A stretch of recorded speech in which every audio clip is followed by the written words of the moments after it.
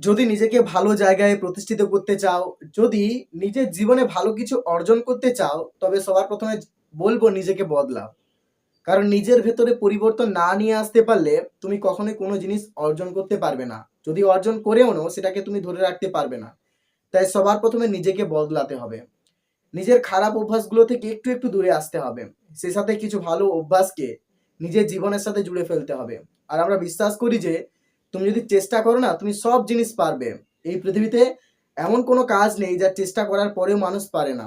চেষ্টা করতে থাকলে আর সেই পরিবর্তনের সাথে লেগে থাকলে, নিজেকে পরিবর্তন করার তাগিদটা যদি ভেতরে থাকে না, তবে একদিন না একদিন তুমি নিজেকে পরিবর্তন করতে অবশ্যই পারবে, শত ব্যর্থতা থাকার পরেও।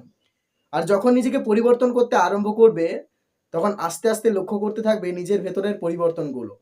নিজের ভেতর থেকে অনেকটা পজিটিভিটিকে ফিল করতে পারবে। নেগেটিভিটি আস্তে আস্তে কমতে থাকবে। তবে এই পরিবর্তনটা একদিনে বা দুদিনে আশা করো না, এক মাসে বা এক বছরেও আশা করো না। এতদিন ধরে নিজেকে খারাপ অভ্যাসের সাথে জড়িয়ে রেখেছো, তাহলে এত তাড়াতাড়ি কি করে ভালো অভ্যাসের সুফলগুলো তুমি জীবনে পেতে পারবে?